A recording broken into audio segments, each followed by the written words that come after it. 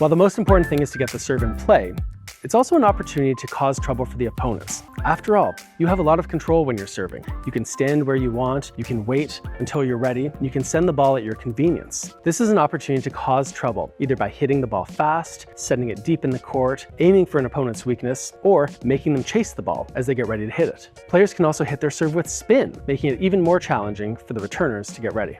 When serving, it's important for both of the players to be just behind the baseline.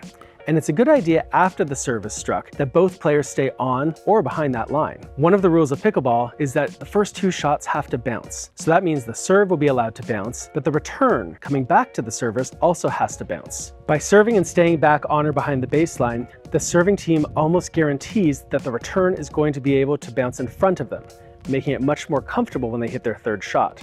If players serve and wander forward, they're asking for trouble, because if the return of serve is deep, it's more likely to land near their feet and be very uncomfortable, or possibly even force them to hit the ball out of the air before the bounce, breaking the 2-bounce rule. When returning serve, it's typically a good idea to hit the return of serve and then to run toward the net.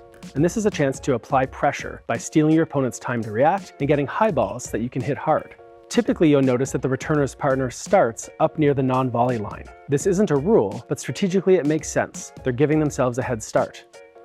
And after the returner hits the return, they will typically move up to the non-volley line, joining their partner, forming a wall, and putting pressure on the opponents. There are a few things to consider when hitting a return of serve. The most important goal is to get the ball in play, and one way to do this is by aiming down the middle of the court.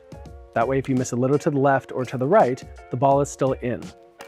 However, returning down the center of the court also gives the serving team an opportunity to decide who hits the next ball. This will allow the stronger player to get the ball more often. Strong pickleball teams typically think about who they want to return the serve to, forcing that weaker player to hit the next shot. When returning serve, it's typically a good idea to return deep in the court, and that has to do with where the player moves after the return. Typically, after returning the serve, the player will move to the net, joining their partner who's already up there. The deeper the return, the farther back the opponents will be when they hit their 3rd shot. Especially if they hit that 3rd shot hard, it will be nice for the opponents at the net to have more time to react.